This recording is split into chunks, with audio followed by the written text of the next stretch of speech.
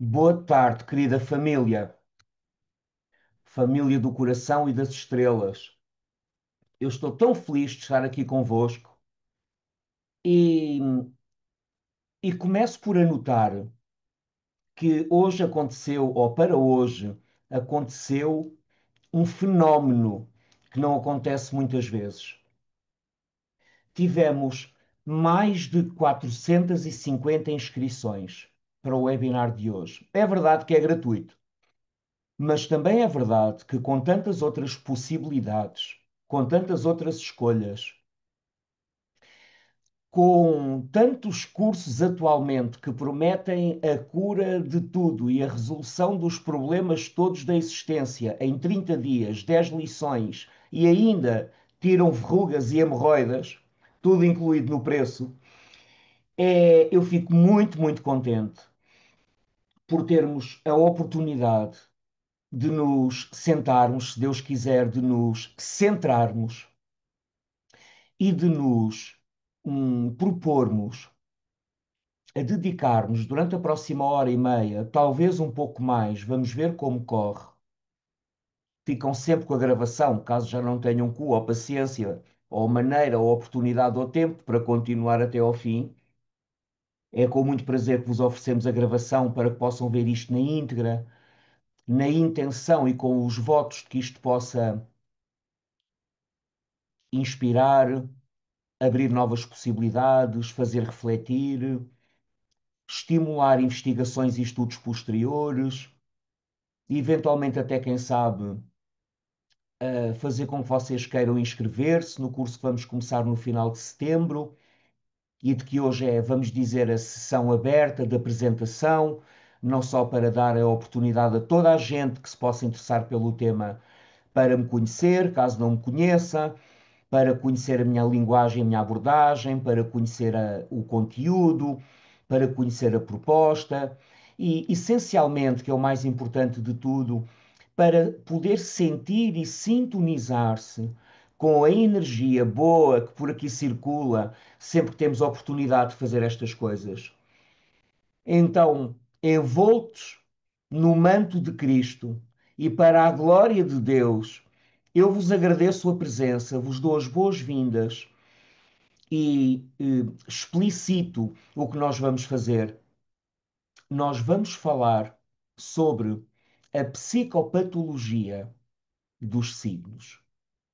E para mim, é, há um motivo em particular, ou dois, ou 19, agora que penso nisso, mas há um ou dois motivos em particular que fazem com que eu goste particularmente, redundâncias ou repetições à parte, que eu gosto particularmente de cobrir este material. A primeira razão é que a primeira vez que eu dei um curso sobre este assunto desta natureza foi há 11 anos, no saudoso e antigo Quiron, o Centro Português de Astrologia. E como sou muito pouco criativo, dei-lhe exatamente o mesmo nome que dei desta vez, arquétipos feridos, a psicopatologia do zodíaco. É um tema, portanto, sobre o qual eu me debruço há muito, muito tempo e que também nasceu dos cruzamentos que tenho vindo a fazer ao longo de 25 anos de experiência profissional e de 25 anos de estudo de psicologia clínica e de 35 anos de estudo da astrologia. Claro que eles se sobrepõem, não é? Senão eu teria de ser o Matusalém e ter no mínimo 130 anos para ter feito 20 mais 25 mais 30 mais 35 mais idade para ler e escrever. E o que eu quero dizer é que ao longo das últimas décadas eu tenho dedicado muito, e feito disto a minha vida profissional, para quem não sabe, a estas temáticas e a estas pontes que sempre me interessaram fazer entre o que a psicologia académica ensina, entre o que as teorias do desenvolvimento, as teorias da motivação, as teorias da personalidade, conforme são ensinadas nas universidades, aos psicólogos clínicos e algumas disciplinas na psiquiatria, com aquilo que é a forma mais antiga, mais profunda, mais inclusiva, mais abrangente, e eu vou dizer mais universal de psicologia, de psicologos, logos como inteligência, ou percepção, ou lucidez, ou compreensão, logos e psique, como o termo que simboliza e que significa e que traduz a noção de alma. E a forma mais antiga de psicologia que nós temos é a astrologia. Como diz o Carl Gustav Jung, a astrologia merece o reconhecimento sem restrições por parte da psicologia, porque ela representa a soma de todo o conhecimento psicológico da antiguidade.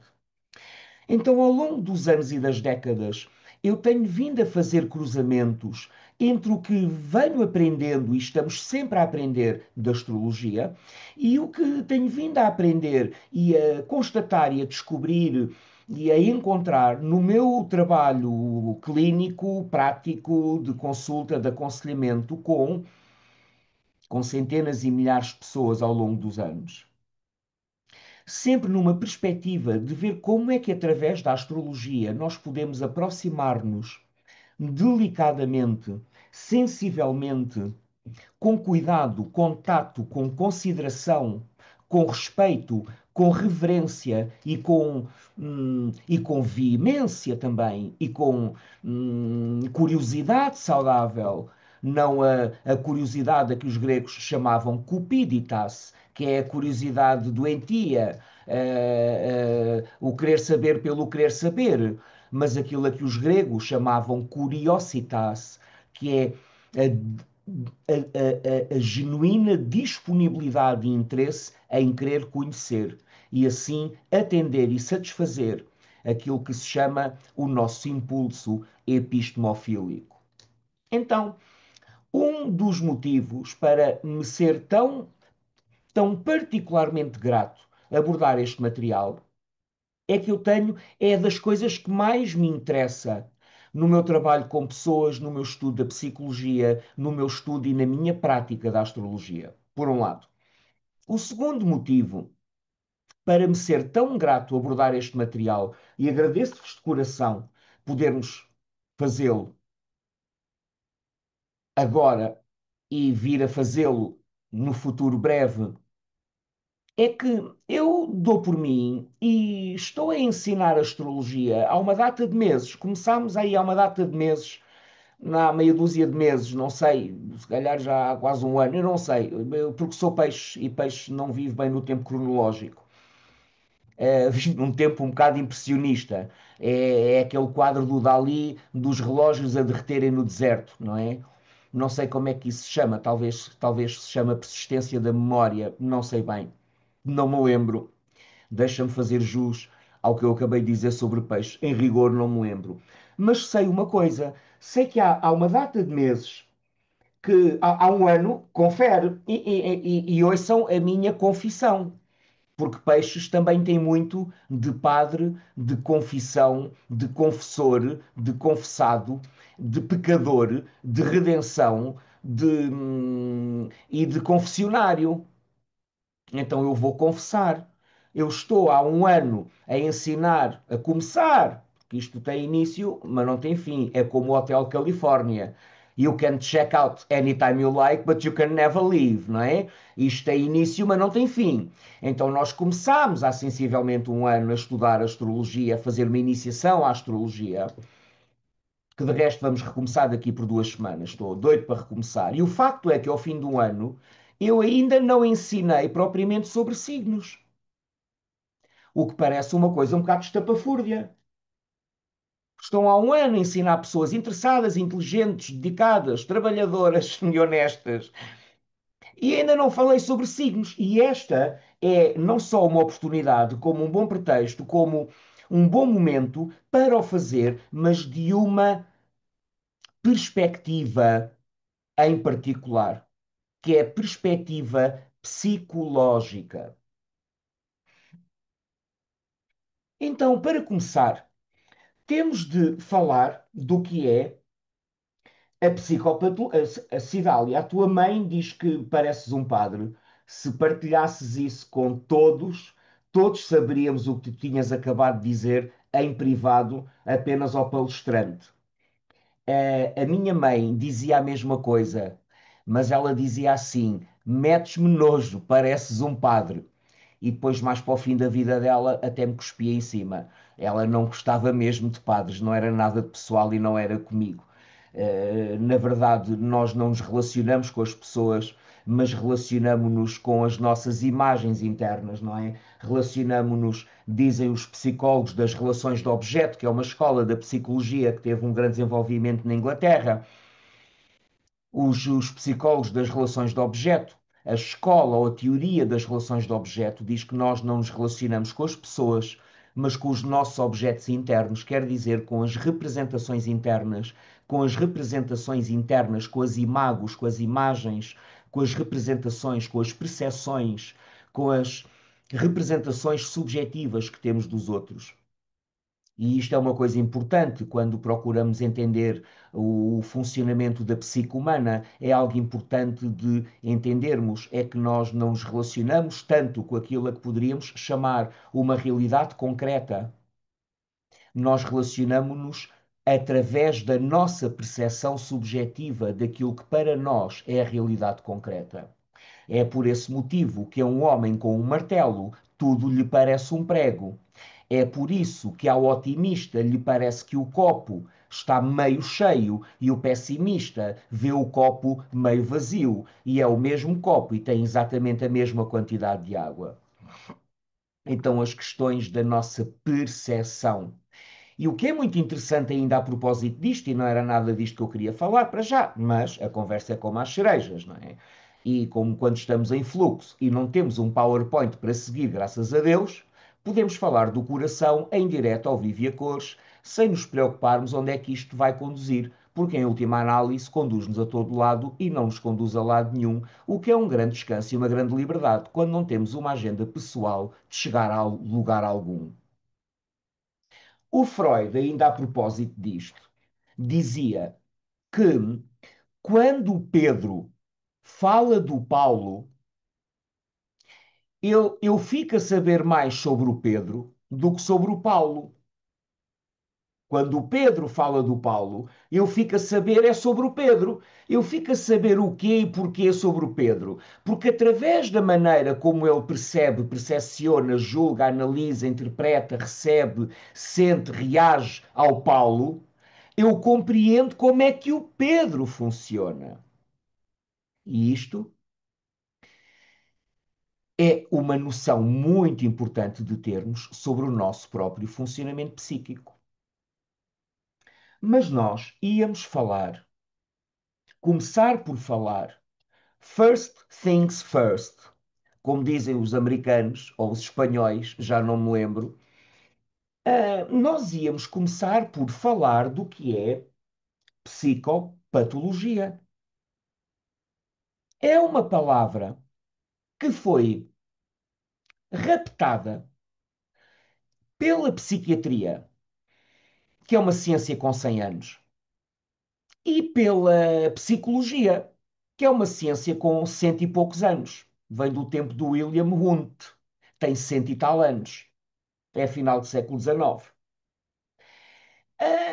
E é um termo que foi roubado e tornado, como tantas outras coisas na nossa vida, tornado profano, prosaico, cotidiano, unidimensional, eu vou dizer até patologizante, que põe uma grande carga e que funciona como uma espécie de rótulo, psicopatologia, no termo e na acessão moderna, escolar, escolástica, académica, científica, psicopatologia refere-se basicamente às doenças psicológicas, psiquiátricas, aos transtornos de personalidade e a várias formas de mal-estar ou mal funcionamento ou de sofrimento. Mas se formos à sua raiz etimológica, psicopatologia compõe-se destas duas palavras, psique, que significa alma, e pathos, que significa paixão ou sofrimento. Atenção, para aqueles de nós que ainda não tinham descoberto a relação que existe entre a paixão e o sofrimento, blink, blink, tem aqui uma pista. Origina-se da mesma raiz. Então, psicopatos, psicopatologia é o logos, é o estudo, é a logia, é a inteligência, é a observação e a dedicação a pensar e a problematizar e a descortinar, logos, acerca do sofrimento, patos, da psique, pato, logos. E todos nós sofremos, em maior ou menor grau, a níveis, vou dizer, mais ou menos extremados, todos nós sofremos de formas específicas e próprias das nossas próprias dores de alma. E uma das mais comuns, uma das mais pervasivas, uma das mais transversais, uma das mais comuns, uma das mais universais, uma das mais correntes, uma das mais normais, uma das mais universais de todas formas de sofrimento da alma, é precisamente a nossa distância dela, o nosso afastamento dela, ou a distância a que vivemos do nosso eu profundo e autêntico, a que eu posso chamar simbolicamente e metaforicamente o espírito, a essência, o coração, que é a mesma coisa a que os psicólogos arquetípicos ou os psicólogos junguianos da linha do Jung, da psicologia arquetípica ou junguiana, esses psicólogos chamam a essa dimensão transcendente, imanente, essencial, genuína, autêntica e profunda, eles chamam a isso o self. E esta noção de self em Jung, se quiserem, o grande ser que eu sou, mas do qual não tenho necessária consciência total, do qual posso ter eventualmente consciência gradual e progressiva, e ao qual o meu processo de vida consiste precisamente em religar-me. Religar é religio, religar é a raiz etimológica de religião e tem o mesmo sentido que em sânscrito tem a palavra yoga, que significa união ou religação. E o nosso trabalho é ligarmos-nos de volta ao divino, à essência, ao self profundo, autêntico, genuíno, verdadeiro, ao coração, ao espírito. Se quiserem, para simplificar e para intercambiar estes conceitos, vou dizer ligarmos-nos à alma que somos. Nós somos almas encarnadas e temos uma personalidade através da qual funcionamos no mundo prático. E a grande tarefa da primeira metade da nossa vida, do nascimento à meia-idade, a grande tarefa, ou a chamada crise da meia-idade, a grande tarefa é desenvolvermos, afinarmos, pormos a funcionar a nossa personalidade para irmos para o mundo, para fazermos bebés, para termos cursos, para termos projetos, para irmos para a vida, para nos separarmos psicologicamente, emocionalmente, materialmente, para construirmos o nosso projeto de vida, para se ingrarmos na profissão, na carreira, na sociedade, para construirmos uma identidade social, para construirmos um currículo, para termos respeitabilidade, reconhecimento, etc, etc, etc. E esta é a tarefa do primeiro movimento na nossa vida. É desenvolvermos uma personalidade, idealmente, minimamente integrada, minimamente funcional, minimamente saudável, articulada, em que possamos ir integrando o corpo físico, o corpo emocional, o corpo mental, e irmos aprendendo a funcionar como seres integrados, com um mínimo de coerência, a dirigir a nossa energia, a planear, a fazer investimentos, a conquistar, a realizar, enfim, às tantas a provar a nós próprios e aos outros aquilo que para nós é importante de provarmos acerca de nós próprios. E este é o primeiro movimento na vida. Seguramente é a grande mentira que nos venderam, cultural e socialmente, é que este é o único movimento na vida. Porque o que acontece é que, chegados à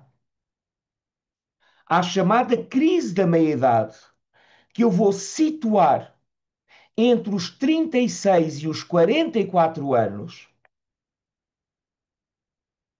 isto não invalida que nós não tínhamos crises evolutivas e de crescimento, entretanto, antes e depois, mas como modelo, vou dizer, universal do desenvolvimento humano, há uma travessia, que é a travessia da meia-idade, que em algumas pessoas começa a bater por volta dos 36, 37 anos e que corresponde a determinados trânsitos astrológicos, nomeadamente à quadratura de Plutão a Plutão, e que depois intensifica com a quadratura de Neptuno a Neptuno, com a oposição de Saturno a Saturno, com a oposição de Urano a Urano e com uma data de outras encruzilhadas evolutivas que todos nós vivemos entre os 36, 37 e os 42, 44 anos. Todos nós passamos por essa crise. E qual é a grande oportunidade e a grande crise da meia-idade? É, em vez de estarmos e continuarmos focados no desenvolvimento de uma personalidade, reconhecermos o distantes que andamos do nosso verdadeiro self. Porque por muito que tenhamos, é possível que isso não nos devolva verdadeiro entusiasmo, verdadeira alegria, verdadeira realização, verdadeiro preenchimento. E até é possível que nós nem saibamos sequer muito bem nem o que somos realmente, nem o que queremos. E disso consiste a grande passagem da meia-idade, que é um assunto que eu vou explorar noutros webinars, não neste e não neste curso, à parte, porque isto em si próprio é uma jornada e é uma viagem que quem tiver interesse se pode juntar quando isso acontecer. O que eu estou a querer dizer, e foi por isso que viemos parar à chamada crise da meia-idade, é que se a proposta e a tarefa, a grande tarefa da primeira metade da vida é desenvolver uma personalidade, a tarefa da segunda metade da vida, quando tudo começa a falhar, quando as coisas não nos dão a realização que esperávamos, quando nem sequer o sucesso, para não dizer o fracasso, que é o mais provável, nos devolvem um senso de inutilidade, de falta de sentido, de inutilidade de esforços, de desânimo, de desespero, de nihilismo, de tristeza, de desapontamento, de decepção. Quando começamos a reconciliar-nos com a ideia de que estamos a envelhecer, não estamos a ficar mais novos, quando a energia que antes tínhamos já não é assim tanta, quando começamos a ter consciência de que temos um corpo físico com limitações, quando temos consciência que mais 10 ou 15 anos ou 20 e estamos a contemplar a reforma, quando já criamos largamente os nossos filhos e podemos voltar a pensar em nós um bocadinho, quando o ninho fica vazio e já não temos atrás de quem nos esconder ou a quem nos dedicar para não olharmos para nós próprios, quando acontecem uma data destas coisas e cada um de nós saberá exatamente, caso já tenha a idade cronológica de ter vivido pelo menos 40 ou 40 e tal anos, 40 e poucos anos, porque com 27, com 30, isto é uma abstração. Come on, oh, que seca, para onde é que eu vou viajar a seguir, não é? E tudo é legítimo e tudo faz parte da sua etapa de vida. Mas, quando chegamos à meia-idade, o que começa a urgir, a ser urgente, é conectarmos com o nosso ser profundo e autêntico. Na tentativa de lidar, eu não estou a falar de patologias, de doenças, transtornos extremos, eu não estou a falar de disfunção, eu estou a falar do processo normal, comum de todos nós. Quando chega essa idade, muitas vezes, para não lidarmos com isso, nós afundamos mais no trabalho, divorciamo-nos, voltamos a casar, adotamos crianças, arranjamos voluntariados ou part-times, procuramos um curso de renda de bilros ou de uma iniciação ao Reiki. Procuramos relações com que tapar o nosso vazio, procuramos compensações, vícios, escapes, através dos quais possamos esquecer e evitar a dor e o vazio e o niilismo e o desespero existencial começam a mover-se dentro de nós, na ausência de uma vida real. Ou seja, de uma consciência e de uma vida em contacto com o self, com o eu profundo, com a alma e as suas exigências.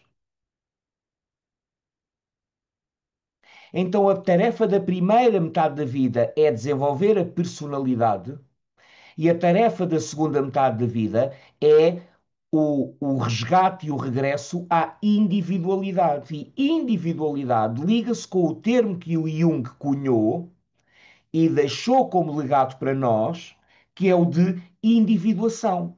E o que é a individuação? É o processo de nos tornarmos a pessoa que nós nascemos para ser.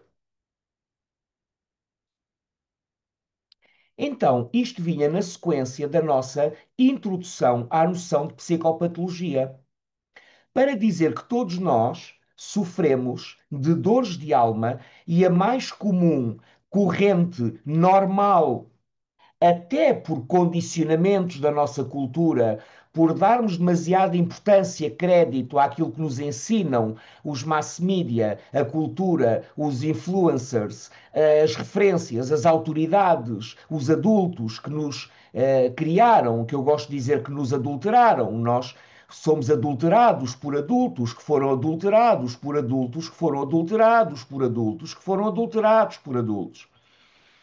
E quanto mais não seja por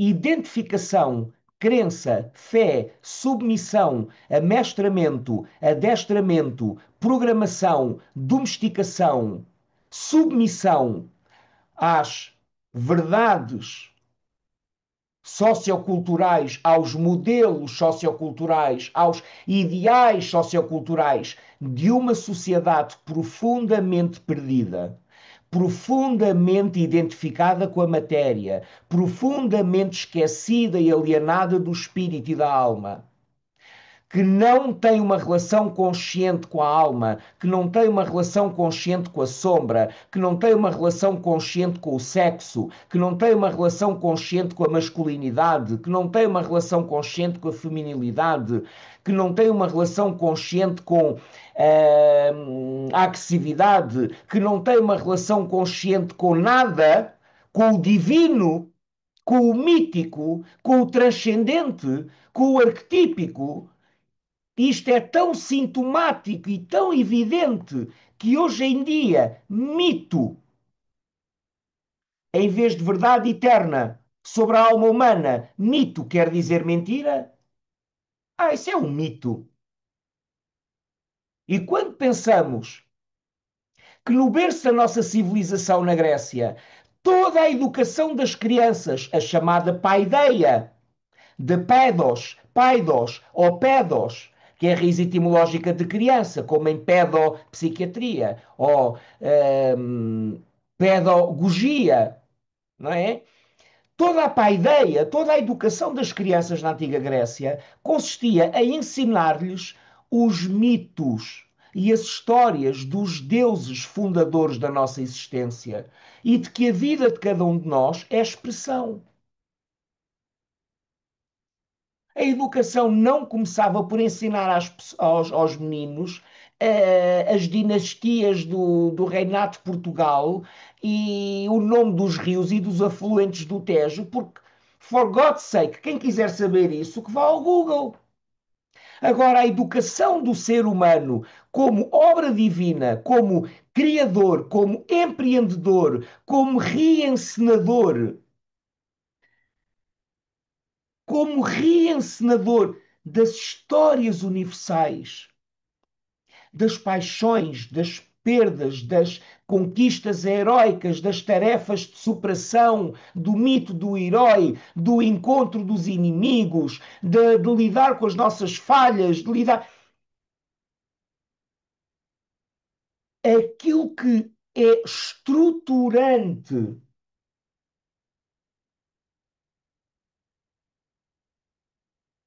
para o nosso reconhecimento da nossa profundidade, da nossa natureza, da nossa essência, da nossa origem, da nossa condição e que sempre aponta para o divino, o misterioso, o místico, o transcendente, o eterno, o infinito, o mistério, o poético, o simbólico.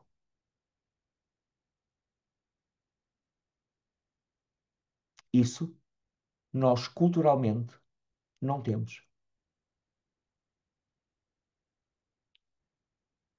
E largamente por esse motivo, todos nós padecemos de uma forma de patos, de dor, de sofrimento, que consiste em estarmos coletivamente, globalmente, desconectados da verdade mais profunda do nosso ser e da nossa essência. Religião e yoga, que apontam a ideia de ligarmos aquilo que não está ligado. Mas, para além disso, há outras coisas. Cada um de nós transporta, e nós vamos ver isso daqui a pouco, cada um de nós transporta um jogo único de energias, de arquétipos, de divindades, de subpersonalidades, de partes de nós, de condóminos que vivem, se movem e se expressam e interagem dentro da nossa psique. Porque cada um de nós é uma espécie de Olimpo composto de vários deuses. Em todos nós existe o arquétipo de carneiro, de touro, daqui a pouco vamos falar sobre cada um deles, de gêmeos, de caranguejo, de leão, de virgem, etc, etc, etc. É certo que em diferentes proporções e com diferentes relevâncias. É diferente ter 5 planetas em balança, muito diferente, do que não ter nenhum planeta em balança e ter 3 planetas em carneiro. Com certeza que a nossa matriz energética, a nossa make-up, a nossa composição energética vai ser profundamente diferente. E estas energias, estes deuses, estes símbolos das forças vivas do inconsciente, como Jung chamava aos planetas na astrologia. Os planetas são os deuses, são os símbolos das forças vivas do inconsciente. E estes deuses, cada um deles está constelado de uma maneira específica dentro de cada um de nós. E são inúmeros, como dizia o Fernando Pessoa, em mim vivem inúmeros. E eu procuro construir um altar a cada um deles. E todos nós temos uma multiplicidade de energias e uma grande complexidade energética e de necessidades específicas e de arquétipos específicos que procuram expressão através de nós, que procuram expressão através da nossa vida. Como se a nossa vida, como se a vida de cada um de nós fosse a oportunidade e a necessidade, a nanke, no sentido grego, a necessidade evolutiva da nossa vida, é expressar os deuses de que somos feitos, cada um de nós, à sua própria maneira.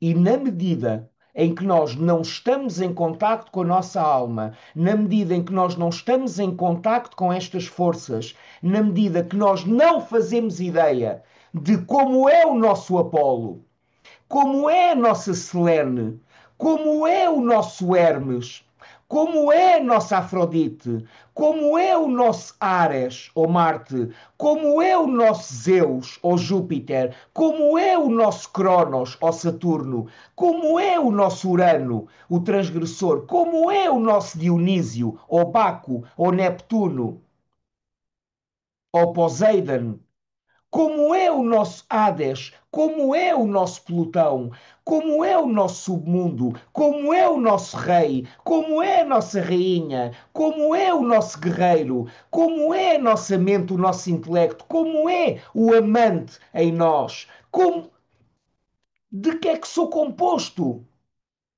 e como posso atender estas forças vivas.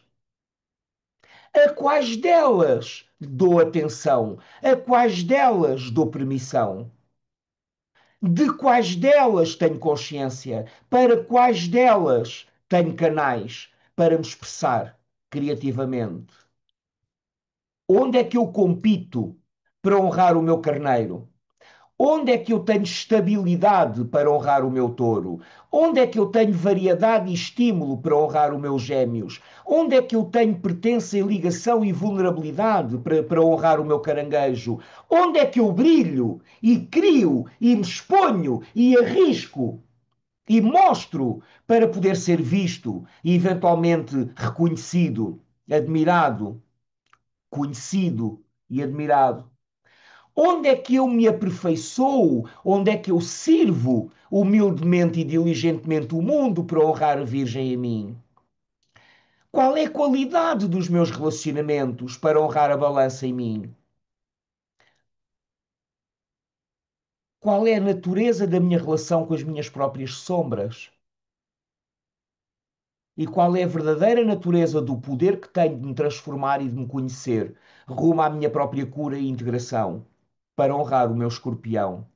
Onde é que eu cresço e me expando e amplio os meus horizontes na vida para honrar o meu Sagitário? Onde é que eu tenho controle na vida, responsabilidades que carrego com dignidade, como os pesos que trazem dignidade e profundidade à minha vida, por quem sou responsável, de quem tomo conta, do que me faço cargo, como dizem os espanhóis, onde tenho sucesso para honrar o Capricórnio em mim.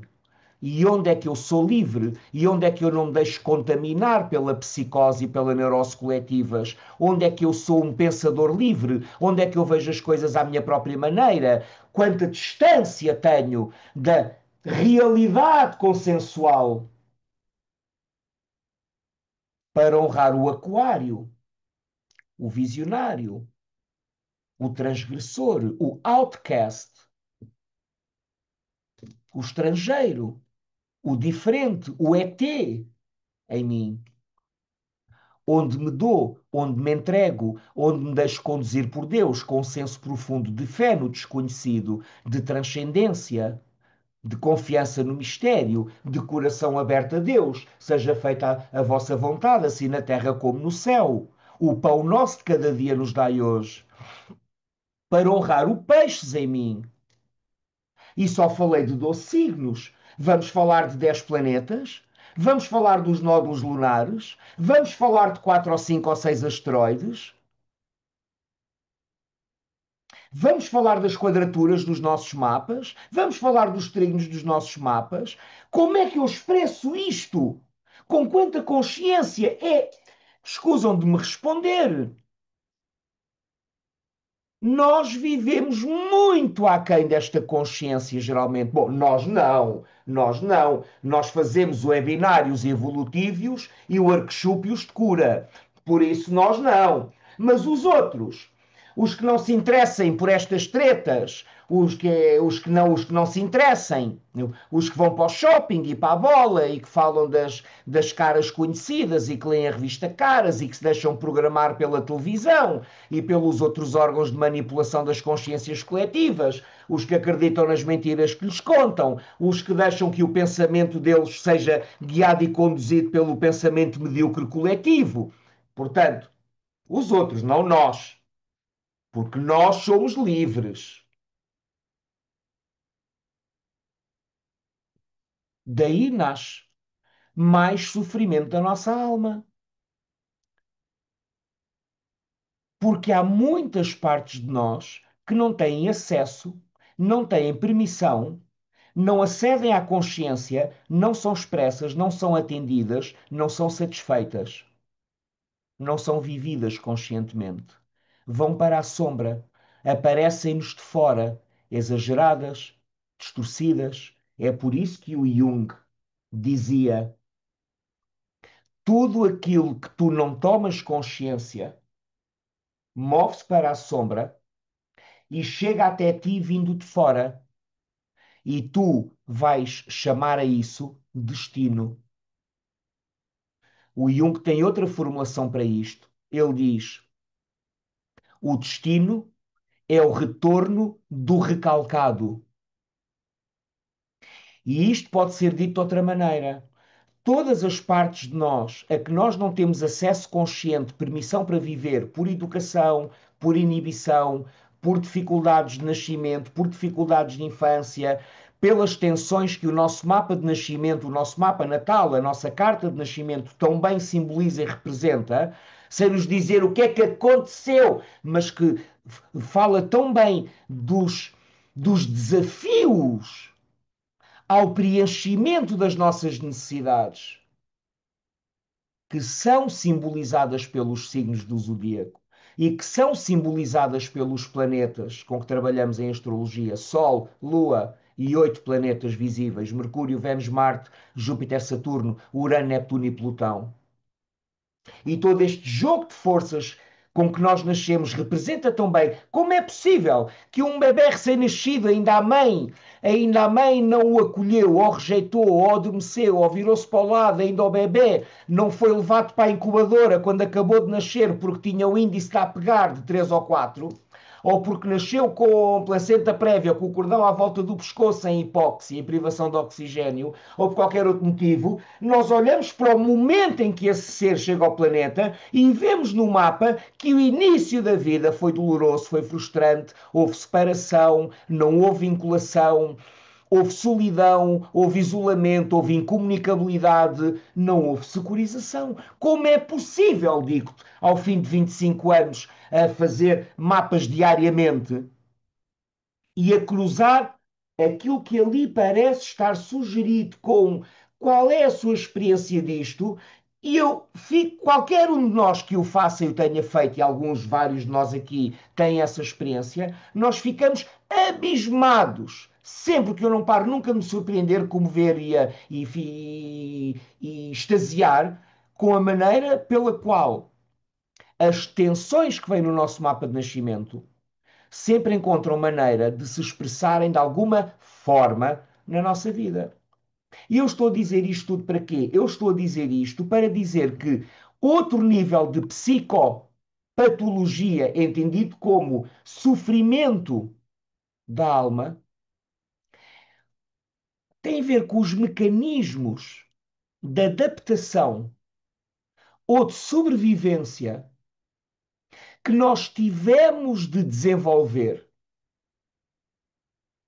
para lidar com a dor, para nos protegermos da vida, para nos defendermos de aspectos de nós próprios que nos puseram em maus lençóis ou para os quais nós aprendemos a olhar como errados, despropositados, indesejáveis, maus, feios, inadmissíveis e criamos à volta do nosso núcleo saudável de lucidez, verdade, criatividade, expansão, alegria, propósito, confiança, coragem, entusiasmo, o nosso núcleo saudável, criamos à volta desse núcleo um núcleo de defesa da dor. O que faz com que larga parte do que somos e do que podemos vir a ser não tenha permissão ou encontre modo, sequer tantas vezes, de ser reconhecido por nós próprios. É reprimido, é suprimido, é bloqueado, vai para a sombra, vai para as trevas, vai para o inconsciente e acontece-nos de fora através das coisas, das experiências que atraímos, através do corpo que somatiza as tensões para as quais não olhamos, as doenças, o desânimo, a depressão, a desesperança, os conflitos, as relações, as separações, as mortes, as perdas, os divórcios e tudo aquilo que nos devolveria se fizéssemos o nosso trabalho ao encontro mais profundo e completo, amoroso e incondicional, com o nosso próprio self profundo e com tudo isso que ficou aí amarfanhado. Acompanhas o que eu quero dizer até agora? Porque agora vamos entrar na parte mais gira. Pelo menos a parte mais gira até agora, de sempre da minha vida, como diria a minha filha. Isto é a melhor panqueca de sempre da minha vida. É tão bom quando vivemos num interno presente, ainda totalmente ligados ao mistério e à transcendência. E a criança, obrigado pelo feedback e por irem participando. Já agora, digam aí se tiverem um momento, eu prometo não dizer nada de interessante durante uns minutos. Digam-me de onde teclam, de onde acompanham este webinar. Eu adoraria saber. Há aqui tantos nomes novos, tanta gente boa, que eu adoraria saber de onde vem esta família. Que maravilha! No fundo, estamos infiltrados e espalhados por todo o lado, como se diz no Algarve. Estamos espalhados por todo o lado. É maravilhoso. Que maravilha! Do Fundão à Holanda, passando pela Ericeira, Alcobaça, Porto, Val de Boi, Açores, Barreiro, adoro. E eu aqui do Triângulo das Bermudas, entre a Moita, Palmela e o Pinhal Novo, em parte incerta. Mas no vosso coração, espero eu, blink, blink. Então, e aqui temos nós a noção, vamos retomar, aqui temos a noção de que a criança divina que veio para se cumprir, na medida em que o adulto em que nos tornamos assuma o firme compromisso em tomar conta dela, e tu és a criança e tu és o adulto, e é isso que faz de ti um adulto. Há um psicanalista português chamado havia, é o pai da Joana Amaral Dias. O Carlos Amaral Dias era um extraordinário psicanalista e eu fartei-me de aprender com os livros dele. E o Carlos Amaral Dias dizia que aquilo que define um adulto é a capacidade de ser o seu próprio pai e a sua própria mãe, ponto um. Ponto 2, a capacidade de ser verdadeiramente íntimo com alguém. E ocorre-me uma definição que era a definição que o Freud, que o Sigmund Freud, nascido a 6 de maio de 1856, às 6 da tarde, em Freiburg, se quiseres fazer o mapa dele e tiveres curiosidade. O Freud, o Sigismund Freud, traduzindo livremente, o Sigmund, que era o seu nome próprio, Shlomo Freud, o Freud dizia que saúde mental, vê se isto não é de gênio, saúde mental é a capacidade de amar e trabalhar. Isto é incrível.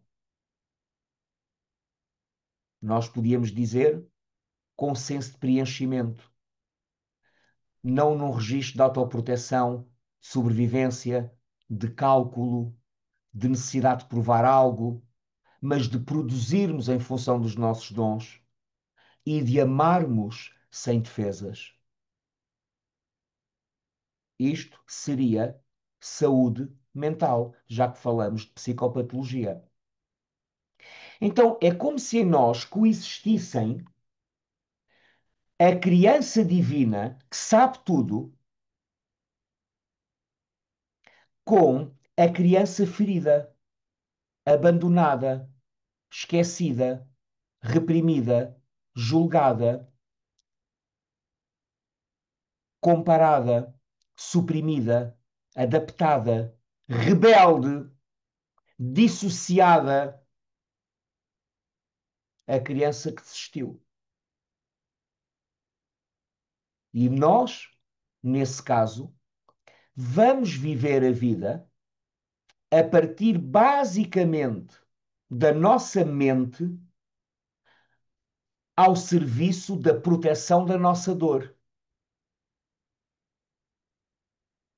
Simbolicamente diríamos, os nossos planetas estão ao serviço da Lua, das feridas, dos traumas, das repressões, das inibições, do inconsciente, do programa emocional, da educação, da infância, da cultura, do vazio, da ausência, da ausência de nós próprios. Porque, mesmo que nos tenham falhado, e é inevitável e é invariável que nos tenham falhado, precisamente porque somos criados por adultos, que foram criados por adultos, que não são nem mais nem menos do que nós, são exatamente imperfeitos e inconscientes, ignorantes, cegos, medrosos, como nós, todos nós, mas nós nascemos com a expectativa de que os nossos pais são super-heróis, são deuses, são omnipotentes, têm tudo, têm toda a expectativa sobre eles e, portanto, têm todo o poder sobre eles e, portanto, estão condenados a falhar-nos. Mas é claro que nos falharam, mas na medida em que nós nos valhamos a nós próprios, à medida que nos vamos adultando, não é adulterando. Isso é seguir o caminho que toda a gente segue. À medida que nos vamos adultando, tomando nas mãos a criança que nasceu divina e que teve que se adaptar para sobreviver, obter amor, aceitação, ou não voltar a ser rejeitada ou abandonada ou julgada ou humilhada ou injustiçada,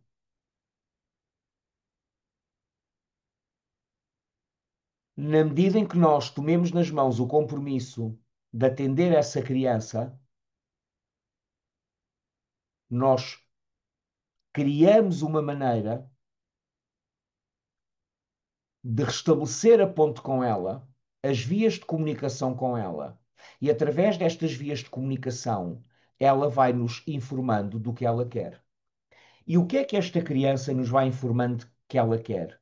Esta criança vai nos informando de uma grande paleta de necessidades que existem em todos nós, em diferentes proporções, porque todos nós somos e temos carneiro, touro, gêmeos, caranguejo, leão, virgem, balança, escorpião, sagitário, capricórnio, aquário e peixes.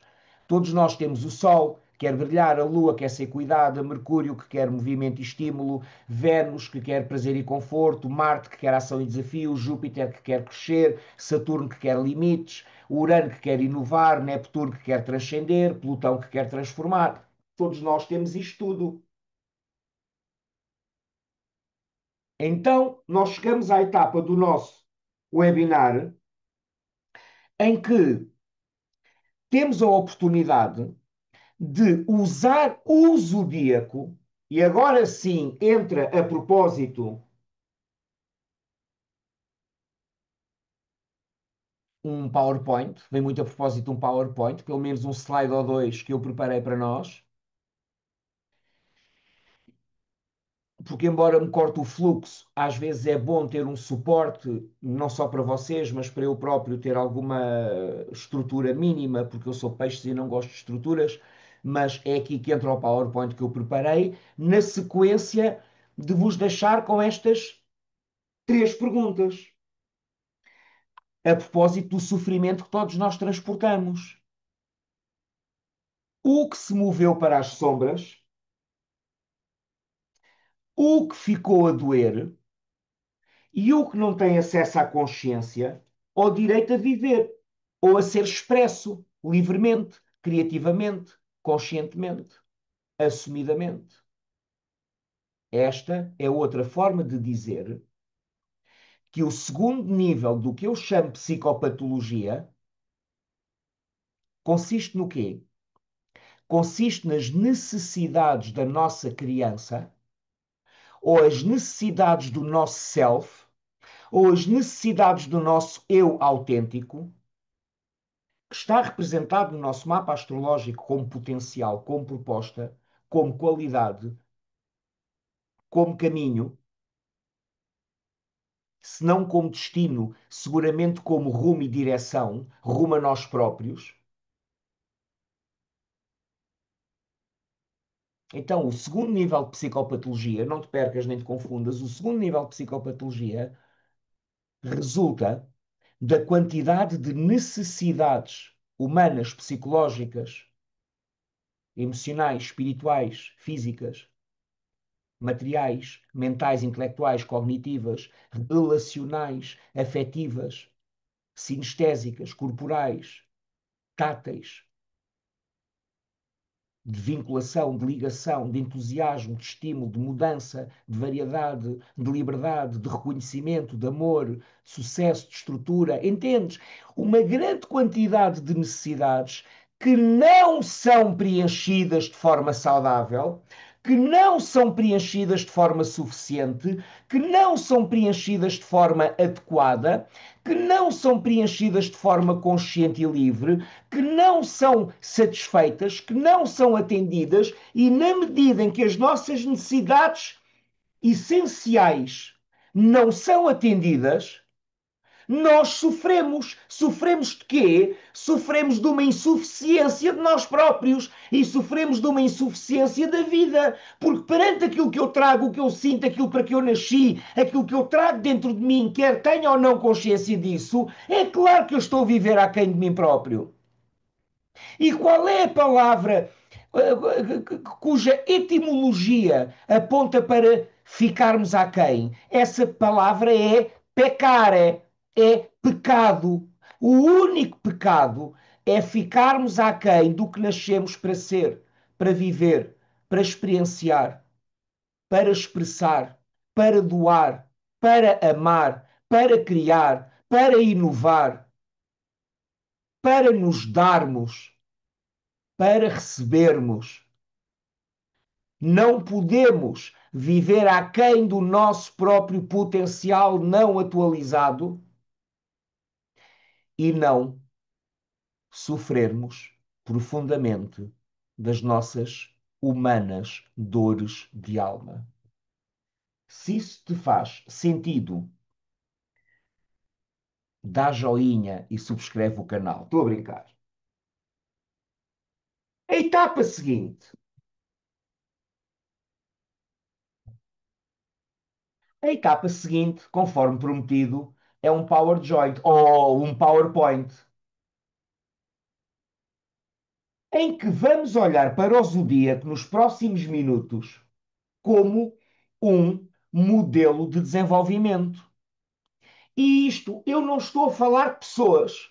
E eu não estou sequer tampouco a falar dos os signos da astrologia, que os carneiros são assim, os gêmeos são assado. Eu estou-te a falar do zodíaco como estudante de metafísica, estou-te a falar do zodíaco como estudante de psicologia humana, estou-te a falar do zodíaco como um modelo simbólico da psique humana, o modelo simbólico do desenvolvimento da psique humana. Ok? Então, Carneiro, que é o primeiro signo do zodíaco, representa o início da vida e a necessidade de sobrevivermos e a necessidade de sermos e a necessidade de vingarmos e a necessidade de irmos para a vida, de nos expressarmos, de vivermos livremente,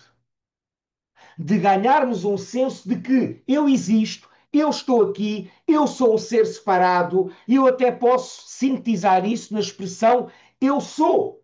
Eu, carneiro. A seguir, temos touro, que representa o processo de consubstanciar, estabilizar, dar forma, dar limite, dar estrutura, dar segurança, dar corpo ao eu que nasceu em carneiro. Logo, touro representa a segunda etapa em que a identidade nascida em carneiro nós precisamos de devolver estabilidade, segurança, a consciência de que habitamos um corpo físico, que esse corpo físico se move no meio da matéria, que esse corpo físico tem limites. Por exemplo, quando falamos de Carneiro e quando falarmos no webinar dedicado apenas a Carneiro, vamos falar sobre o conceito de separação e individuação da Margaret Mahler. Porquê? Porque a criança nasce num estado de fusão simbiótica com o seu hospedeiro e com a sua mãe. E a primeira tarefa de seguramente o primeiro ano ou ano e meio de vida, porque o zodíaco também representa uma sequência de etapas de desenvolvimento, que aí estamos a ver. Carneiro é o processo a que a Margaret Mahler fala da separação e individuação, que é a criança ir ganhando consciência de que é um ser separado da mãe, nomeadamente através da ligeira demora ou frustração no atendimento imediato às suas necessidades.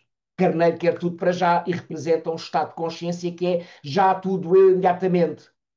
Não há que esperar. E tu has de perceber, à medida que aprofundes estes temas, comigo ou por tua própria conta, eu gostava de ser teu guia nesta viagem, mas tu podes explorar isto por tua própria conta e não precisas pagar ao papisso. Pagas o preço das tuas próprias decisões. É, mas tu has de perceber que não há comportamento humano que não resulte do processo de estarmos a atender as necessidades de um destes 12 arquétipos. E quando eu tenho urgência para fazer as coisas e chegar onde eu quero e ter a satisfação e gratificação imediata e não há tempo a esperar e agora já deveria ser para ontem, isto é muito carneirento, não é? Isto é a expressão da etapa do nosso desenvolvimento desde o nascimento até um ano ou ano e meio, em que nascemos de um estado de fusão orobórica, simbiótica, tivemos 8, 7 ou 8 ou 9 meses a ser gerados dentro de uma barriga, em que as nossas necessidades todas de alimento eram preenchidas através do cordão umbilical, não há espera, é tudo instantâneo, é tudo imediato, é tudo fusional, é tudo um, é tudo em simultâneo, é tudo ao mesmo tempo. Simbolicamente, isto representa peixes, que é a fusão original e simbiótica da qual nós nascemos, e o estado de graça, embora dependa muito do estado do ventre onde nos desenvolvemos. E isto na astrologia tem a ver com peixes e tem a ver com a casa 12 e tem a ver com Neptuno, mas eu não posso explicar e ensinar tudo agora. Isto levou-me 30 anos a perceber e a descobrir, e já muito estou eu a fazer em conseguir explicar tanta coisa numa hora e 8 minutos, ou numa hora e cinco, ou numa hora e meia, ou que vamos às 2 horas, ou who cares, ou que façamos o percurso ao longo de 4 meses. I mean, o,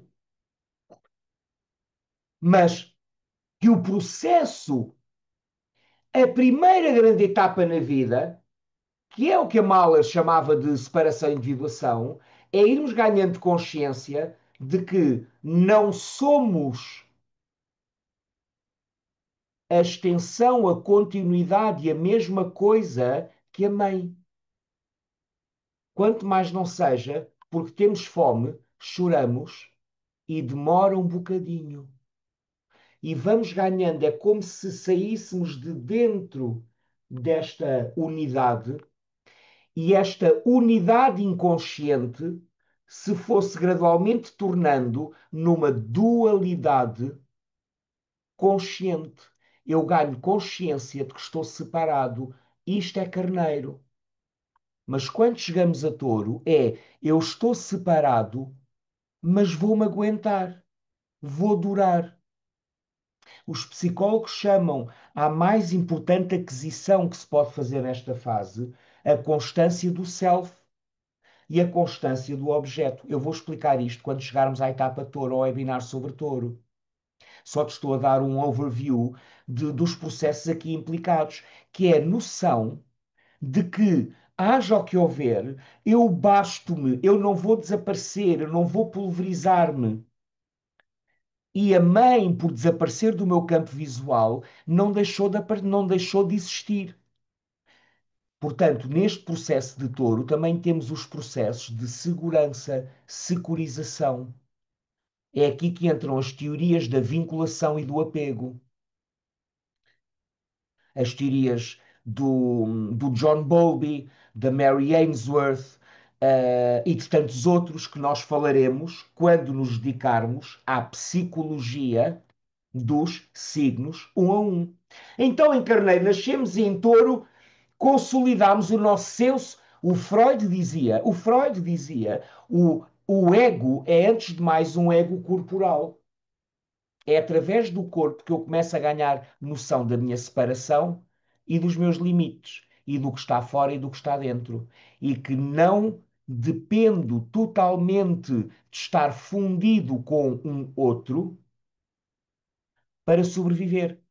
Quando há desafios nesta etapa, quando há desafios nesta idade, quando há desafios nos processos de vinculação e securização, então nós temos padrões de vinculação ansiosos, evitantes, desorganizados, inseguros, que dão origem a tantos outros padrões de relacionamentos na vida adulta.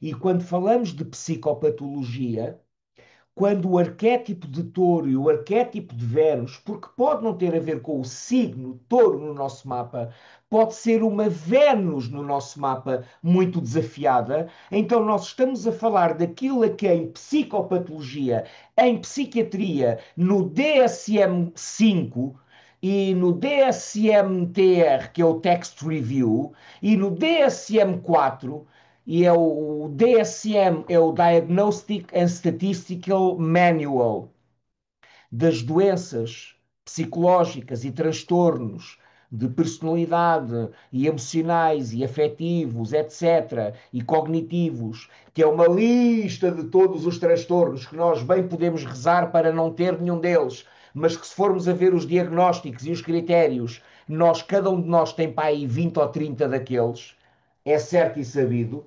Eu, por exemplo, tenho uma síndrome oposicional, que é a mania de pensar pela minha própria cabeça e não ir atrás do que os outros me dizem. Mas isso está codificado na versão mais recente do DSM como síndrome oposicional.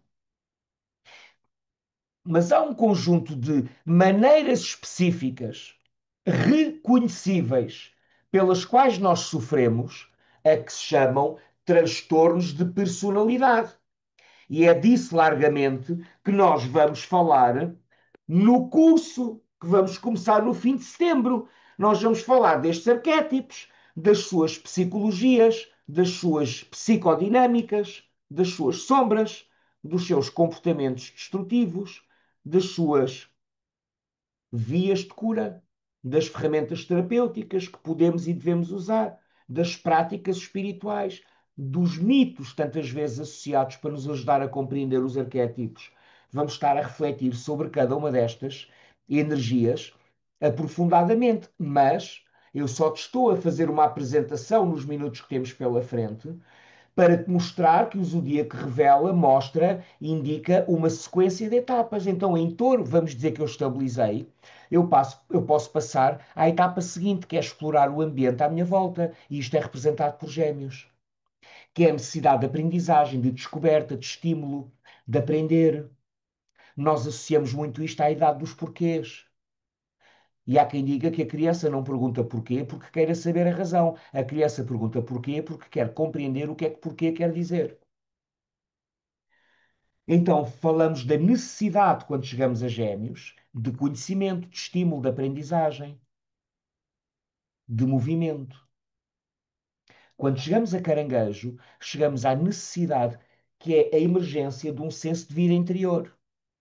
Em termos do nosso desenvolvimento, por exemplo, é quando começamos a escrever os nossos diários e a ter noção das nossas emoções e sentimentos. E já temos material suficiente da escola primária para ir para casa pensar em como nos sentimos, como nos fizeram sentir, se nos sentimos ligados aos colegas da escola, seguros, bem amados pela professora, etc., bem amados e cuidados em casa. Caranguejo é a etapa do zodíaco, a etapa do desenvolvimento corresponde à necessidade humana de nos sentirmos protegidos, seguros emocionalmente e ligados a qualquer coisa. Portanto, é a nossa necessidade, se eu posso pôr assim, de segurança emocional. A seguir temos Leão, que é a nossa necessidade de sermos criativos e autênticos e de sermos admirados e de sermos amados e de sermos validados. E existe coisa mais importante para nós, Leão, regido pelo Sol. O leão tem muito que ver com o pai, assim como caranguejo tem muito que ver com a mãe, por motivos que eu vou explicar quando tiver a explicar a psicopatologia de cada signo. Mas caranguejo tem muito que ver com a mãe. É o arquétipo da maternidade, da proteção, da segurança, do colo. Segurança é como eu sou segurado, não é? Leão tem muito a ver com o pai. E com o pai herói, e com o pai que me encandeia, e com o pai que eu admiro, e com o pai de cujo amor e aprovação eu dependo profundamente para me sentir suficientemente ok comigo próprio. Portanto, quando chegamos a Leão, chegamos à etapa da identidade ou da autoestima com as nossas necessidades de validação, de aprovação, de reconhecimento e de orgulho a nós próprios. Ou então, nós passamos por desafios nestes processos e na satisfação destas necessidades. E em termos de psicopatologia, caímos nas patologias de índole narcísica, que têm a ver com uma falha básica no reconhecimento no sentimento, na percepção de termos sido vistos ou de termos sido suficientemente amados pelo que éramos, sem ter que desempenhar papéis, ou montar um show, ou sermos engraçadinhos, ou termos sempre boa cara, ou sermos sempre bons alunos, ou andarmos sempre direitinhos, ou fazermos o que os pais esperam. Para quê? Para obtermos amor. Em Virgem, a nossa necessidade de competência, de nos sentirmos competentes, eficazes, produtivos. Em Balança, vou acelerar um bocadinho porque há um quadro de necessidades e de estados-alvo de cada signo que eu te quero mostrar. Em Balança, chegamos à etapa em que nós precisamos de partilha, de relação, de espelho, de troca, de proporção, de harmonia, de entendimento, de cooperação, de cumplicidade, de intimidade. Claro, quando isto é exagerado, tornamos-nos dependentes ou codependentes, ou temos medo do conflito, ou não queremos desagradar, ou tornamos-nos falsos ahm, conciliadores. Vivemos de paz podre porque não queremos alienar, não queremos incomodar, porque não queremos alienar o outro. Havemos de aprender mais à frente também que cada signo implica uma integração do seu signo oposto e complementar. Balança implica que já tínhamos integrado Carneiro e Touro e Gêmeos e Caranguejo e Leão e Virgem. Virgem implica que já tínhamos integrado Carneiro, Touro, Gêmeos, Caranguejo. Caranguejo implica que já tínhamos integrado Gêmeos, Touro e Carneiro. Imagina peixes, que exige e implica que já tínhamos integrado Aquário, Capricórnio, Sagitário, Escorpião, Balança, Virgem, Leão, Caranguejo, Gêmeos, Touro e Carneiro. Porque é um modelo de desenvolvimento. Nós satisfazemos as necessidades dessa etapa de desenvolvimento, nós satisfazemos as necessidades desta dimensão do ser humano e podemos avançar para a satisfação de necessidades mais complexas. Ou então avançamos com buracos dentro de nós, com dificuldades, com dores, com sombras, com traumas, com vergonhas, com medos, com culpas, com inibições, que dão origem aos mecanismos de sobrevivência e às vezes de sobrecompensação, que às vezes é por excesso, às vezes é por déficit. Tudo isto é o que nós vamos aprender e falar no curso que vamos dar. E dos quais resultam os nossos mecanismos mal adaptativos que geram sofrimento para nós próprios e para os outros. E qual é a definição de um transtorno de personalidade no DSM, no Manual das Doenças Psiquiátricas e Psicológicas? É um padrão de comportamento persistente que cria sofrimento para o próprio e ou para os outros. Quando chegamos a Escorpião, chegamos à etapa em que temos que integrar as zonas escuras que os outros, em balança, nos devolvem e nos revelam e para onde nos mandam. Quando as relações trazem experiências que nos são aliens, diferentes, que nos interpelam, que nos confrontam, que nos assustam, que nos causam ansiedade, que nos causam medo, que nos causam nojo, que nos causam repulsa, que nos causam dor, que nos causam desconforto, que nos obrigam a olharmos para dentro.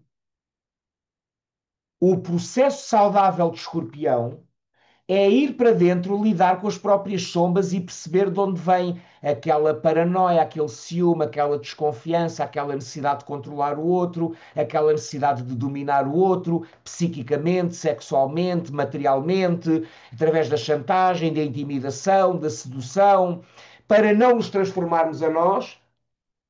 Se o processo de escorpião é abortado, se o processo saudável de escorpião é abortado, então em vez de fazermos o processo de nos transformarmos e lidarmos com as nossas coisas, se for necessário, vamos para a terapia, olhamos para dentro, temos o nosso diário, o nosso jornal, olhamos para as nossas sombras e dores e porque é que o outro a ser o outro, porque é só disso que se trata, porque é que o outro a ser o outro me faz doer tanto, e porque é que eu não tenho espaço para que a vida seja como é?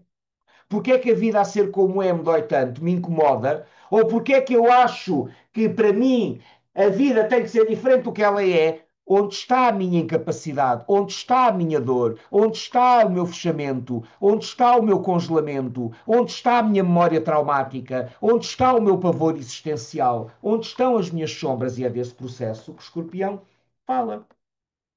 Um dos transtornos mais diretamente associados a um escorpião ferido é precisamente o ciúme, a paranoia, a desconfiança e, em termos de transtorno de personalidade, quando a coisa é levada ao extremo, é o transtorno paranoide, que é a tendência em atribuir aos outros sistematicamente más intenções e malévolas.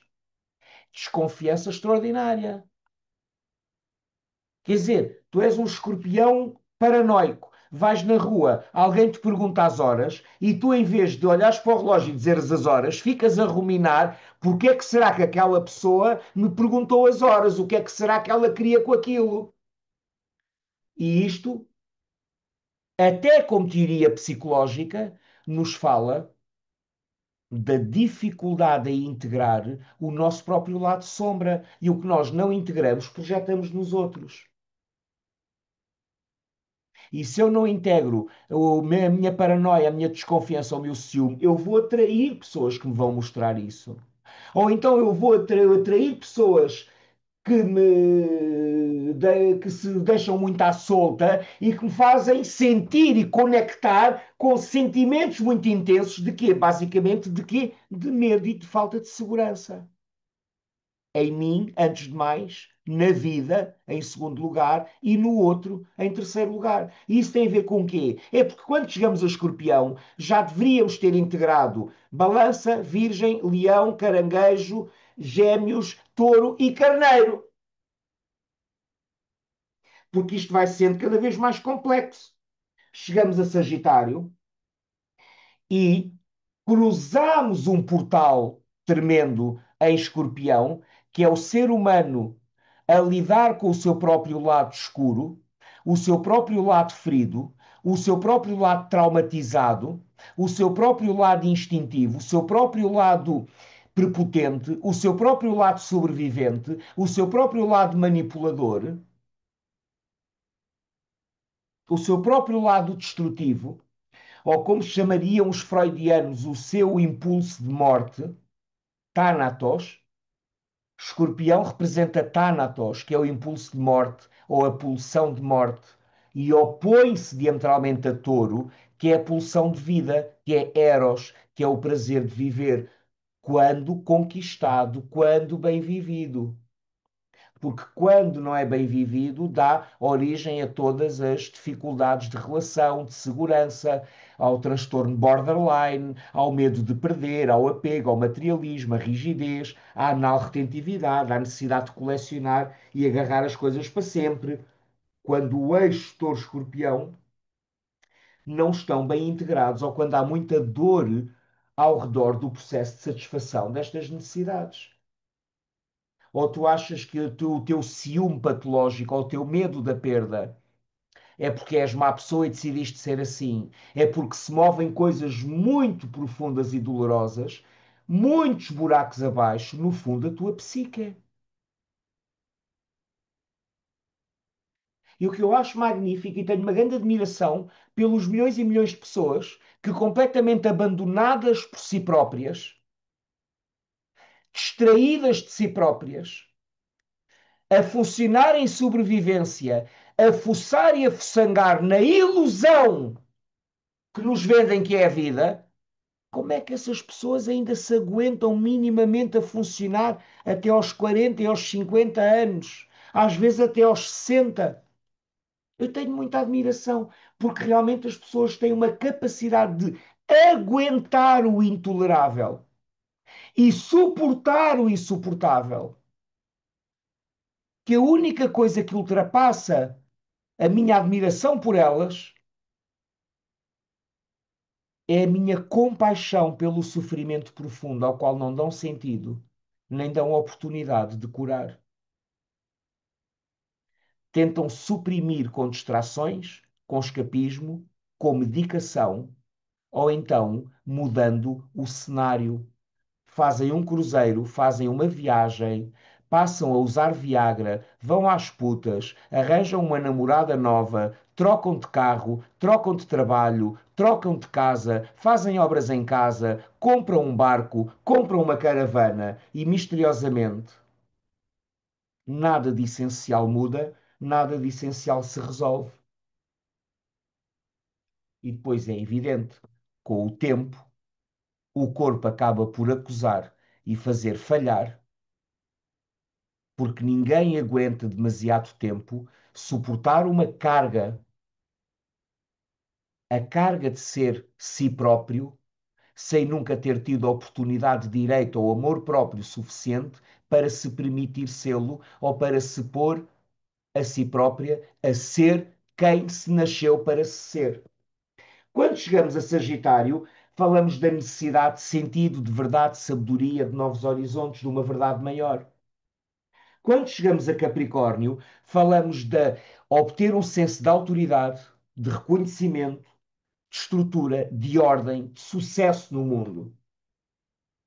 Quando chegamos a Aquário, chegamos à etapa em que precisamos de ganhar perspectiva sobre o mundo, visão crítica, visão distante, objetividade. A imagem, uma das imagens que eu mais gosto para Aquário é o observador no topo da montanha. Está fora da aldeia, está fora da cidade, a olhar lá para baixo, a ver a carrinha do pão no circuito de sempre, as pessoas no campo, as pessoas na loja, as pessoas na corporação, as pessoas no escritório, os carros a girar, o trânsito, o barulho, a poluição, o cinema, o estádio de futebol, os concertos de música, as entretengas, os funerais, os cemitérios, vê tudo aquilo de fora e tem alguma distância, algum senso crítico, algum distanciamento.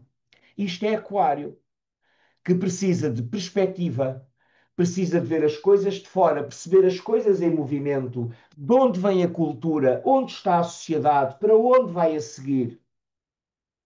Então é um signo que, embora seja um signo fixo, Aquário, é um signo muito associado com conceitos, ideias, ideais, utopias.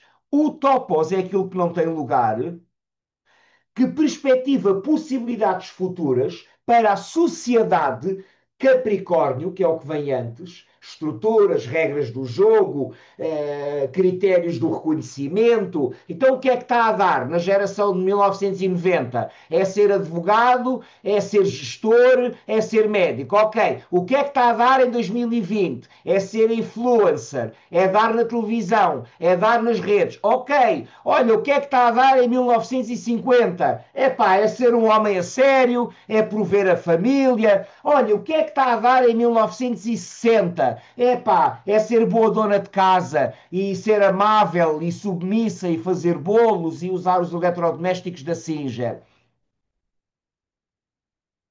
E Aquário é a visão do mundo e da cultura a avançar, a evoluir, a mudar. E finalmente chegamos a Peixes, que representa o movimento rumo à transcendência, à unidade, à fé, à reunião com Deus e ao desconhecido. Portanto, nós temos no zodíaco, quando começamos a olhar, e isto, olha, isto foi uma voltinha de meia hora, assim, a velocidade de turbo, e só tocando em alguns pontos, porque quando nós começamos a olhar para o zodíaco como um modelo de desenvolvimento, um modelo de necessidades psicológicas e de estados-alvo, nós começamos a ter pistas acerca de onde nasce o sofrimento da alma. Então, o zodíaco é um conjunto de símbolos, que são os signos. Cada signo é o símbolo de distintas necessidades do ser humano, de distintas necessidades na nossa evolução, no nosso desenvolvimento, no nosso crescimento e distintos estados-alvo. E nós temos de aprender a integrar conscientemente estes 12 arquétipos. Uma maneira de pensar é integrá-los, outra maneira de pensar é modulação. Como diz o outro, ou melhor, como dizia a inscrição à entrada do Templo de Delfos, nada em excesso. Na verdade, havia duas inscrições à entrada do Templo de Delfos. Uma era: Homem, conhece-te a ti mesmo e conhecerás o universo e todas as coisas. E a outra era: Nada em excesso. O que é que isto implica? Que se tu tens um planeta em Carneiro, tu não só tens de integrar Carneiro e esse planeta, e a astrologia pode mostrar-te os caminhos dessa integração e dessa modulação, mas também tens que integrar o signo oposto e complementar, que é a balança. Porque, em rigor, em astrologia, nós nem sequer deveríamos falar de 12 signos, deveríamos falar de 12 eixos. O eixo Carneiro-Balança, que é o eixo da identidade e da relação. O eixo Touro-Escorpião, que é o eixo da posse e da segurança, mas também da perda. O eixo Gêmeos-Sagitário, que é o eixo do conhecimento e do pensamento.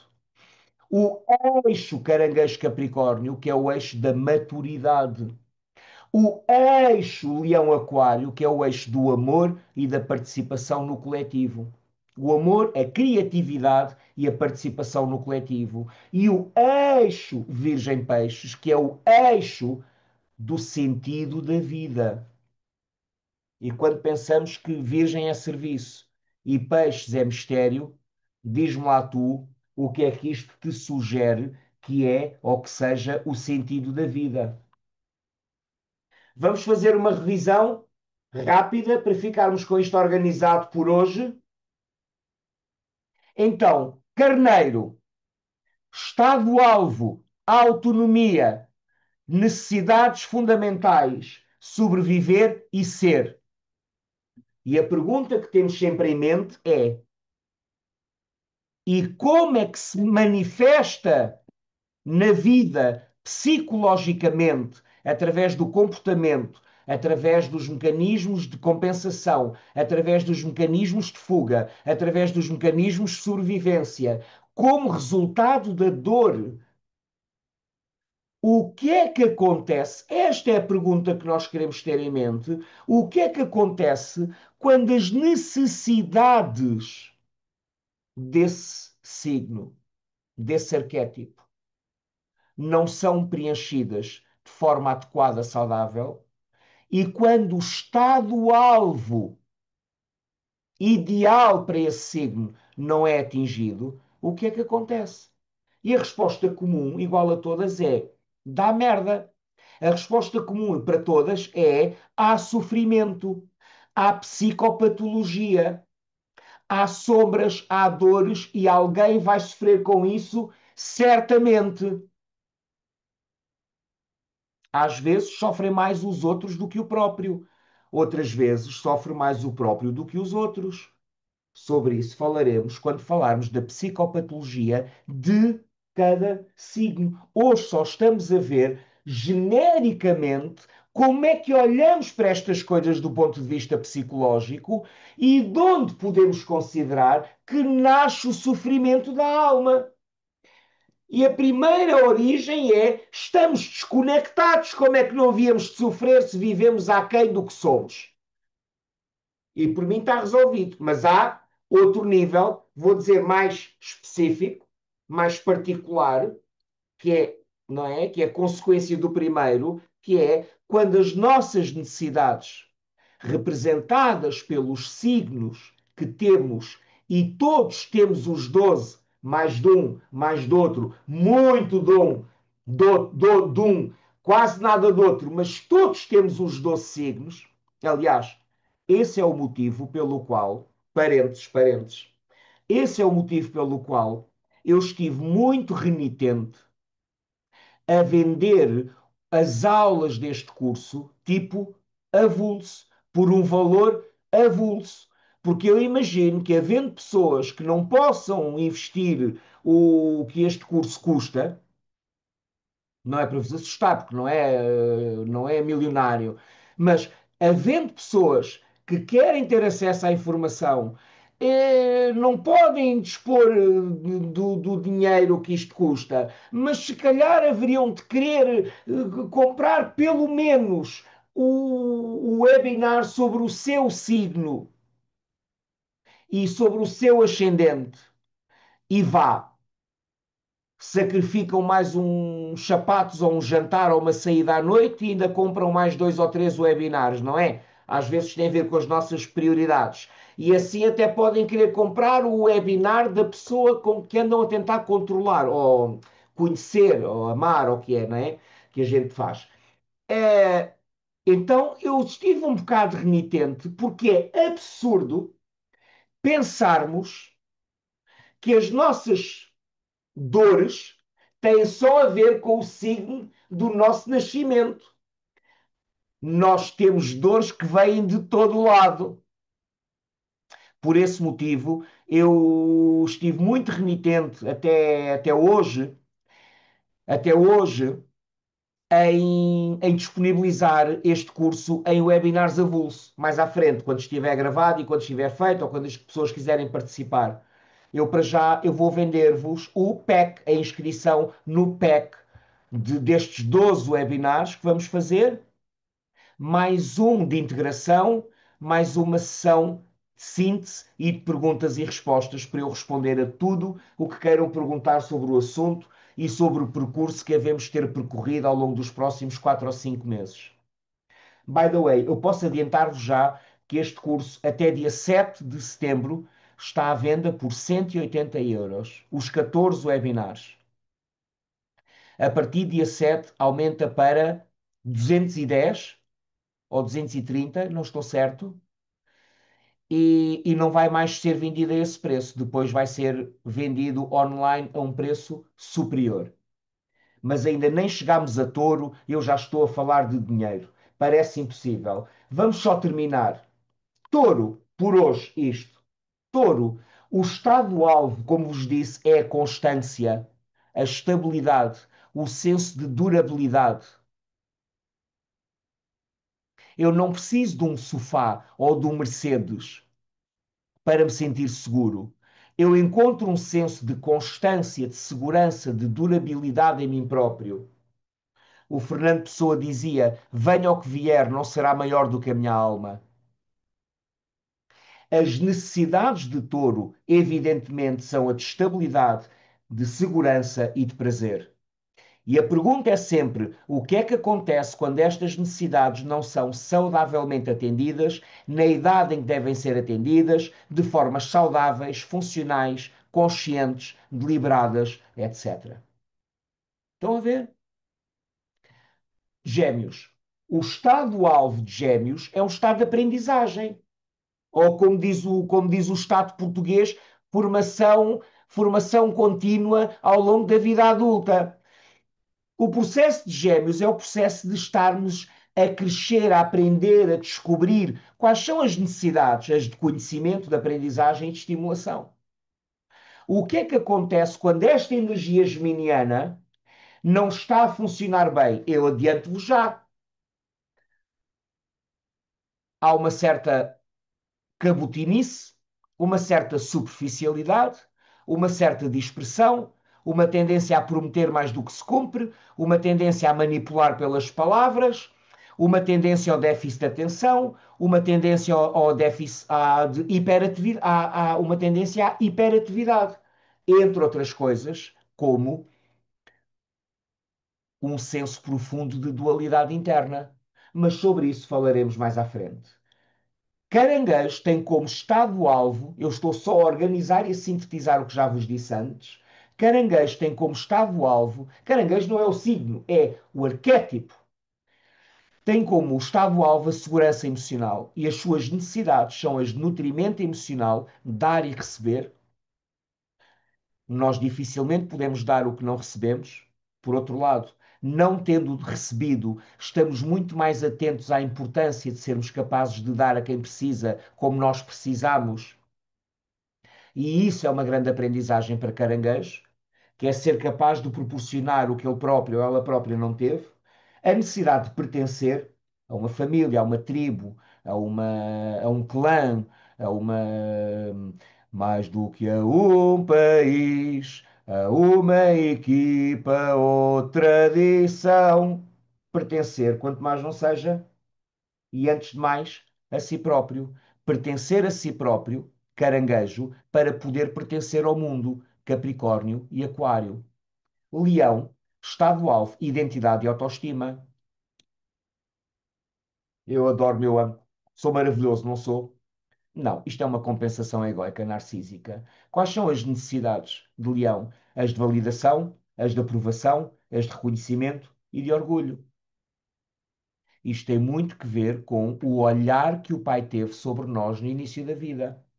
Isto tem muito a ver com o senso de termos sido vistos sem termos tido que desempenhar papéis ou criar um falso self.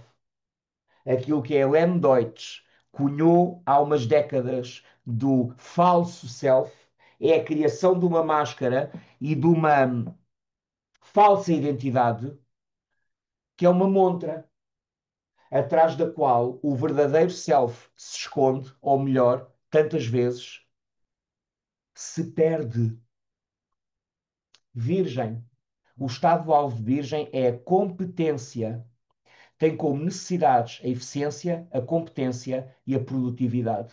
Sentir-se útil, eficaz, eficiente a produzir, a organizar, a trazer ordem ao mundo. Quando falamos de balança, falamos o estado-alvo ser a relação social, a troca, a parceria. Quais são as necessidades simbolizadas e vividas através e a partir de balança, de intimidade, de relacionamento, de beleza, de cooperação, de partilha, de troca, de justiça, de paz, de harmonia, de acordos, de encontros.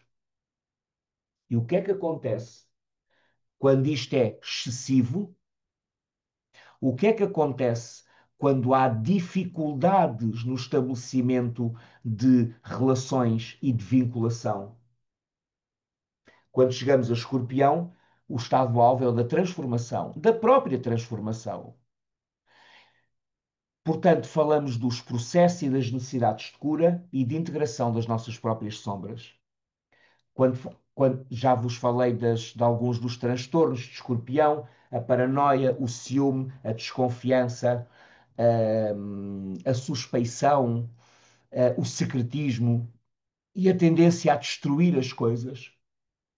Por exemplo, vocês já devem provavelmente ter ouvido, lido notícias, casos, relatos de homens que, quando terminam uma relação e não é por vontade deles, arranjam maneira de destruir a companheira, ou destruir a vida à companheira, ou atirar-lhes ácido para cima, ou furar-lhe os pneus do carro, ou espetar-lhe 3 tiros na cara.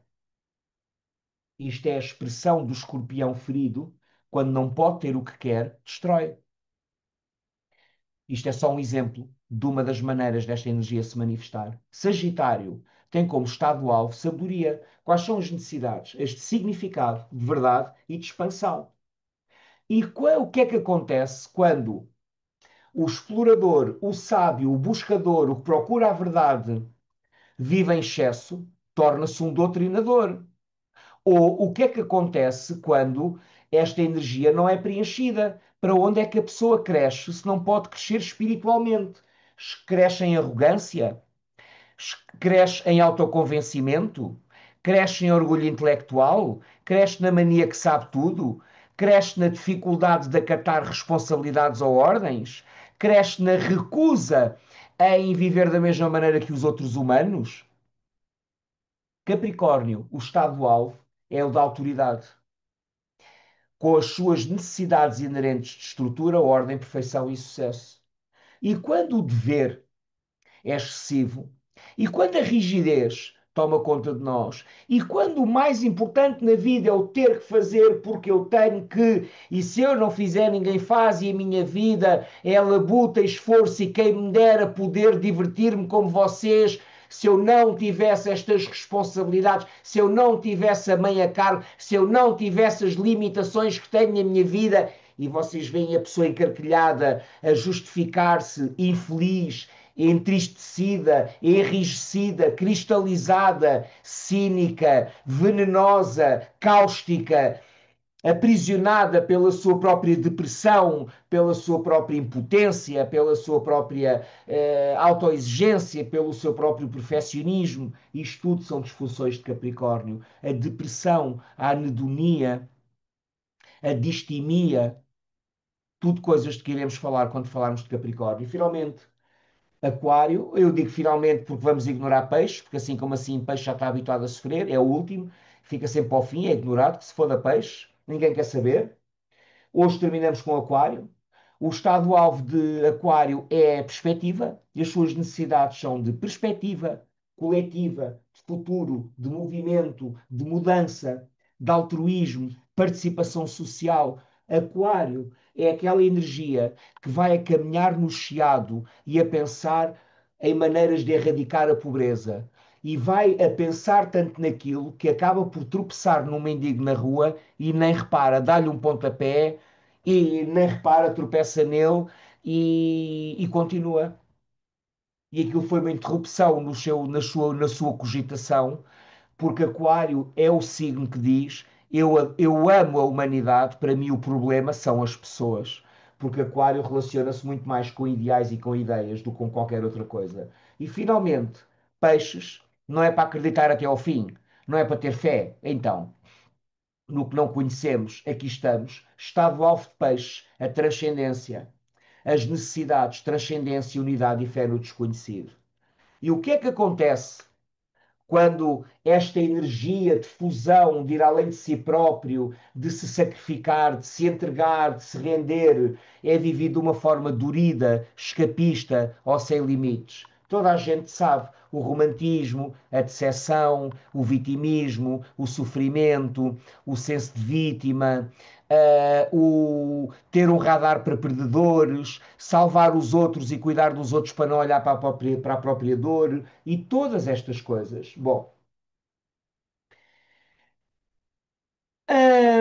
tendo chegado aqui e estando nós com praticamente 2 horas de webinar, eu creio que nós conseguimos fazer uma breve overview daquilo para que vamos estar a olhar. E a premissa é esta: se cada signo do zodíaco, entendido psicologicamente, nos fala de um arquétipo, está profundamente relacionado com uma determinada divindade do Olimpo, um deus. Leão com o Sol ou Apolo, a Lua, Touro com Vênus, Caranguejo com a Lua, Gêmeos com Hermes ou Mercúrio, etc, etc, etc.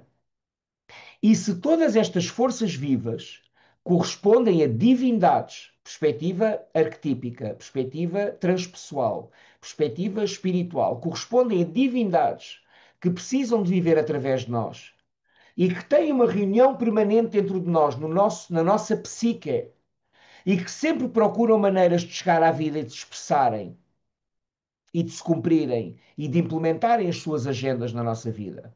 O Sol quer brilhar, a Lua quer cuidar e ser cuidada, Mercúrio quer aprender e comunicar, Vênus quer relacionar-se, ter amor, prazer e conforto, Marte quer agir, dominar, partir, comer e vencer. Júpiter quer expandir e crescer. Saturno quer controlar e definir e pôr limites. Urano quer inovar. Neptuno quer transcender. Plutão quer transformar. Estão a ver? Cada uma destas partes dentro de nós tem uma agenda e um processo. E a nossa premissa é esta: quando estes processos são impedidos, quando estes processos são dificultados, quando estes processos não são satisfeitos, quando a estes processos nós não respondemos com consciência, porque não temos vias, não temos canais, não temos meios, tantas vezes nem temos consciência de tudo aquilo que nos pressiona desde o inconsciente, se nós não temos isto, como é que nós, acabei de tirar uma cartinha para terminar o webinar de hoje, como é que nós podemos transmutar a nossa dor? É a essas questões que eu vou tentar responder com 12 sessões específicas, individuais para cada signo, e depois, nas duas, talvez tenhamos que fazer três. Logo se vê, eu não sou tão saturnino quanto isso. Se virmos que é necessário, abrimos mais uma sessão, porque eu quero genuinamente que isto possa servir o vosso interesse, o vosso processo, o vosso autoconhecimento e o vosso processo de transmutação e cura e o compromisso que têm com a vossa própria consciência, alma, coração, espírito. E é evidente que o têm, senão não estariam aqui. Eu sei quem eu atraio. Eu sei quem se sente atraído por esta energia. Não digo por mim, digo por esta energia que partilhamos, que circula através de nós e que nos permite que nos reconheçamos. Se puderes e quiseres juntar-te a esta viagem, a primeira sessão do curso é no dia 29 de setembro, é uma segunda-feira, e os trânsitos vão estar bons. Muito, muito obrigado. Há aqui um link que o capitão acaba de partilhar para terem acesso à informação e à inscrição no site. É um processo de compra simples, creio eu, tão simples quanto uma compra possa ser online. É simples e qualquer coisa, ainda temos uma data de dias, preço promocional até dia 7 de setembro, que é Eclipse. Quem entra até ao portal, entra até ao portal. Quem hesita, paga mais, é sempre assim. E no dia 29, com quem tiver embarcado, vamos fazer uma viagem pelas nossas sombras e pelo vasto céu, largamente desconhecido ainda de todos nós, que transportamos, cada um de nós, em nome de Deus. Até breve. Y el amor que está vibrando y el agüita va fluyendo. Y el amor que está vibrando y el agüita va fluyendo. Y siempre